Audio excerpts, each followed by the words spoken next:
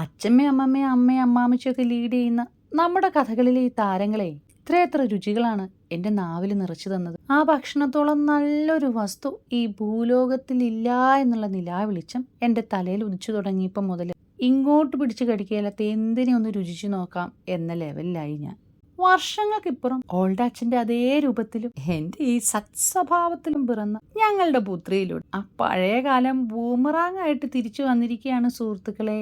അന്ന് ഞാൻ ചെയ്തു കൂട്ടിയ കുരുത്തക്കേടുകൾ ഒളിച്ചിരുന്ന് കണ്ടിട്ടേ ഓൾ എഴുതിയെടുത്ത് കാണാപ്പാടം പഠിച്ച് ചെയ്യും പോലല്ലേ ഓരോരോ കലാപരിപാടി. ഈ ജന്നാൽഫേ പുഴുക്കിനോടും പഴങ്കഞ്ഞിയോടും ഒക്കെ വാരി വിതറുന്ന ഉച്ചത്തിനുണ്ട്. അന്ന് നമ്മുടെ മിലേനിയം ജനറേഷൻ ഇട്ട അതേ എക്സ്പ്രഷൻ തന്നെയാന്നേ. കുറെ കാലം കഴിയുമ്പോ ഒക്കെത്തിനും മാറ്റം വരൂല.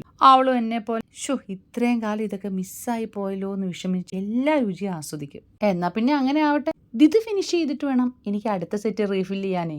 പഴയ കുറെ കുടിശ്ശിക ബാക്കിയുണ്ടല്ലോ.